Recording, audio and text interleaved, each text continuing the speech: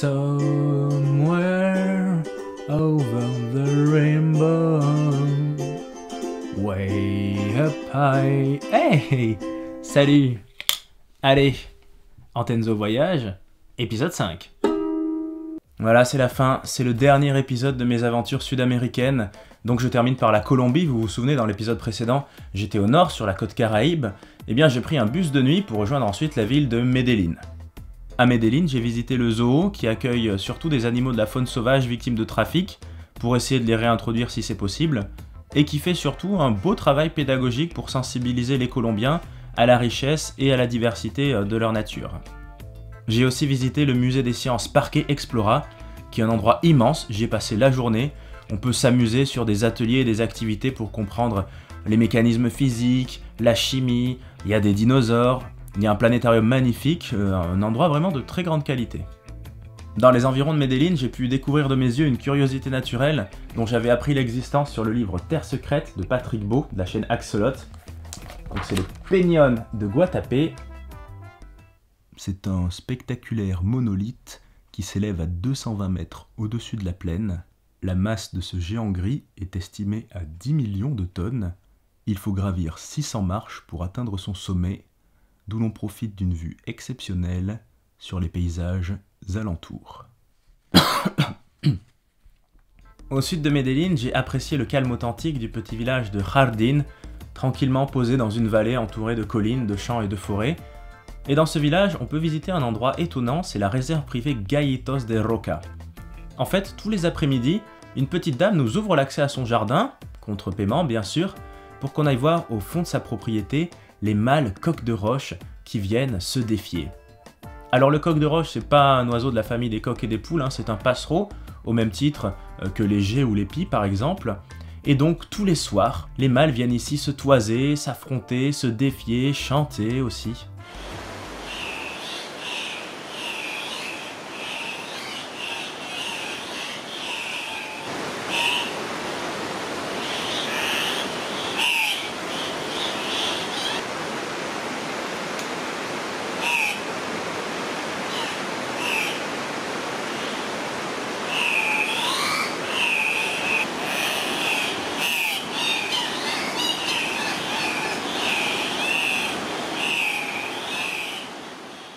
Étonnamment, les mâles font tout ce ramdam alors que les femelles, qui sont beaucoup plus discrètes et beaucoup moins colorées, ne sont même pas présentes sur le site.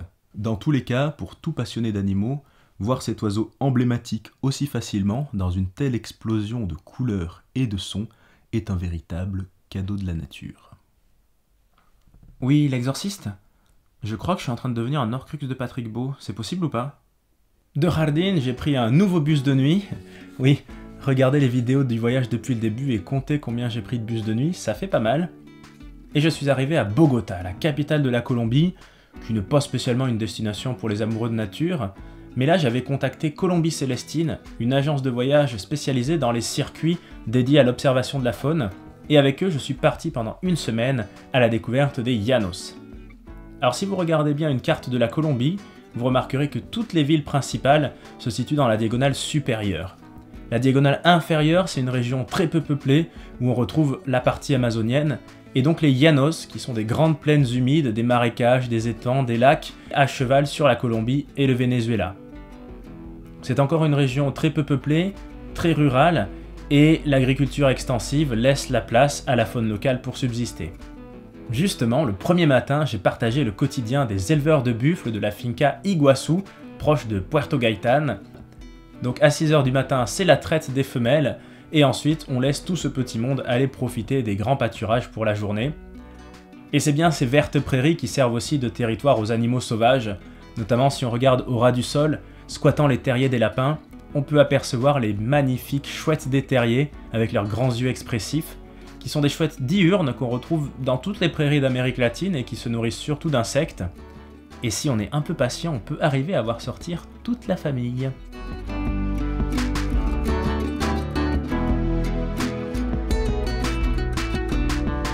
Ensuite, à 2 heures de là, par une mauvaise piste, je suis arrivé au petit paradis protégé qui est la finca Mururito, qui a le statut de réserve naturelle, où il y a un petit hôtel tout en boiserie et hamac, très coquet, qui accueille le voyageur venu profiter des 2000 hectares de la réserve pour espérer croiser la faune sauvage. Et en fait, si on reste autour des jardins et des pelouses de l'hôtel, on peut déjà voir passer du joli monde.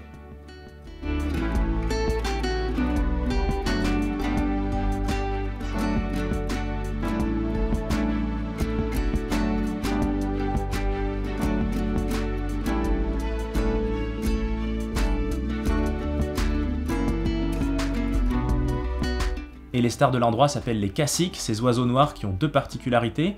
La première, c'est de faire des nids tressés qui volent au vent assez impressionnants, et la deuxième, c'est d'avoir un chant flûté particulièrement mélodieux. Je vous laisse écouter.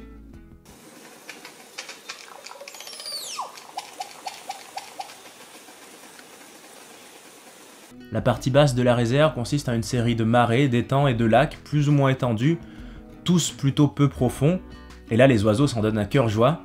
Si vous regardez sur un arbre haut, vous verrez probablement la buse à tête blanche qui fait un peu office d'aigle pêcheur local, qui surveille son territoire de ses yeux perçants. Volant au ras de l'eau, allant et venant de gauche et de droite, les extraordinaires becs en ciseaux sont en train d'attraper leur nourriture, je les trouve particulièrement photogéniques. Le martin pêcheur local, évidemment, qui est plus gros et beaucoup moins farouche que celui qu'on a chez nous en Europe. Eh chut, écoutez, il y a le toucan qui chante.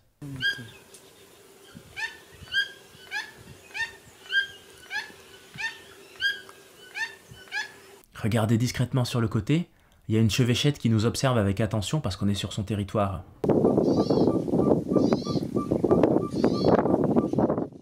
Un peu plus loin, un autre étang accueille à peu près tout ce que le coin compte en oiseaux aquatiques.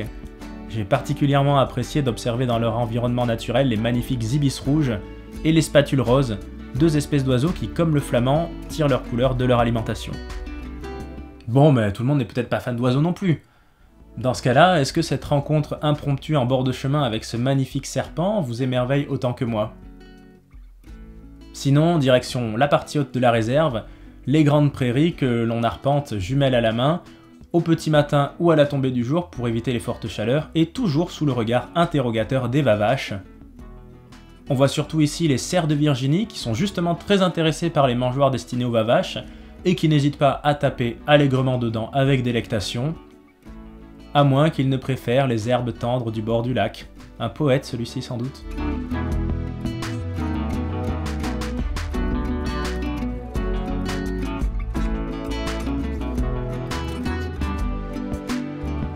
On m'avait dit que dans les Llanos, les couchers de soleil étaient magnifiques, donc je suis allé en voir un sur une colline, et effectivement on m'avait pas menti, le spectacle des couleurs a été exceptionnel, avec un soleil qui m'a paru beaucoup plus grand qu'ailleurs.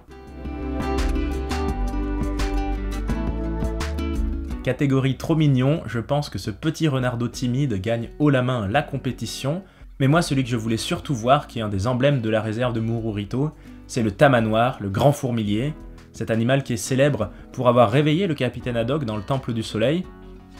Et un matin, 5 minutes seulement après avoir quitté l'hôtel, mon guide remarque une espèce de trace de rien du tout dans le sentier, il fonce sur la droite et il me fait signe « La caméra, la caméra, la caméra !» Et effectivement, il était là, superbe, magnifique, stoïque, visiblement vaguement conscient de notre présence, mais il faut dire qu'il a une très mauvaise vue, un tamanoir adulte.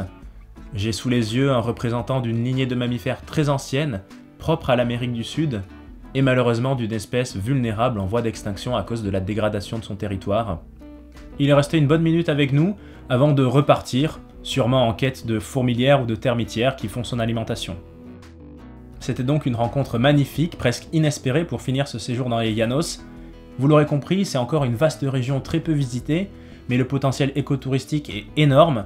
Si j'étais resté un peu plus longtemps ou si j'étais parti dans des zones encore plus reculées, j'aurais pu croiser le puma, le jaguar, le tapir qui lui percute le capitaine Haddock.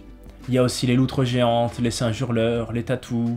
Il me reste alors seulement 48 heures sur 4 mois en Amérique du Sud, mais je repars en excursion avec Colombie Célestine, parce qu'on m'avait dit il faut pas quitter la Colombie sans avoir visité un paramo. Alors un paramo c'est encore autre chose, c'est un écosystème froid et humide de montagne, type toundra, et là au petit matin, dans ces immensités grises avec les écharpes de brume, moi je me serais presque retrouvé en Écosse. D'ailleurs comme en Écosse c'est le royaume des cerfs, les cerfs de Virginie qu'on retrouve, qui sont un peu partout, pas du tout farouches en bord de chemin à brouter les buissons, voire même directement sur le parking du parc national de Chingaza, puisque c'est là qu'on était. C'est un parc national à même pas 1 heure de Bogota, réputé aussi pour pouvoir y observer l'ours à lunettes, le majestueux ours des Andes. Mais nous, ce jour-là, il nous a juste laissé sur son passage les traces de son repas. Donc tant pis, ça sera pour la prochaine fois.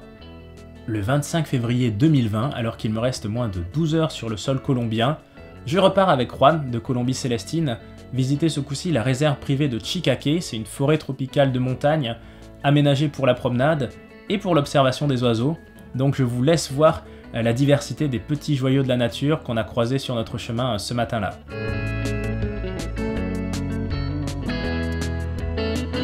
Et puis, le sac à dos et la tête remplis de souvenirs, il a fallu prendre le chemin de l'aéroport, décoller et revenir en Europe, où m'attendait une biodiversité un peu plus habituelle, mais après tout, intéressante aussi, n'est-ce pas?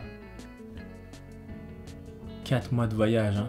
Moi, ce qui me marque le plus, c'est le rapport au temps. 4 mois dans la vie quotidienne, ça peut passer assez vite, mais là, en bougeant tout le temps, enfin je veux dire, en une seule semaine, on peut avoir complètement changé de paysage, d'environnement, de culture, de gens, et je suis ravi de vous avoir fait partager tout ça. Vous avez pu voir de mes premiers émerveillements en Patagonie argentine avec les manchots et les baleines, jusqu'à ces llanos de Colombie, en passant par les montagnes des Andes, par le désert le plus sec du monde au Chili ou par la forêt amazonienne au Pérou. Partout, je me suis vraiment délecté de ces rencontres humaines et animales, de ces paysages et de ces lieux que j'ai pu découvrir. Et ça m'a beaucoup aussi fait réfléchir sur le sens à donner au voyage et les endroits à aller voir, les initiatives à valoriser pour la protection animale, environnementale, mais aussi des peuples et des humains qui y vivent. Et voilà, là c'est vraiment la fin de ces 5 vidéos de voyage en Amérique du Sud. J'espère que ça vous aura plu de partager cette aventure avec moi. Merci et bienvenue à tous celles et ceux qui ont rejoint Antenzo en cours de route. N'hésitez pas à partager ces vidéos, à les liker, à vous abonner. Maintenant, on va reprendre nos épisodes plus traditionnels. N'hésitez pas à regarder ceux sur le Pika ou le Glouton qui sont sortis l'an dernier. Et on va continuer de s'intéresser à des animaux curieux, originaux, fragiles, menacés aux 4 coins du monde. D'ici là, je vous remercie d'avoir suivi ces épisodes. Continuez de vous émerveiller et je vous dis à très bientôt sur Antenzo.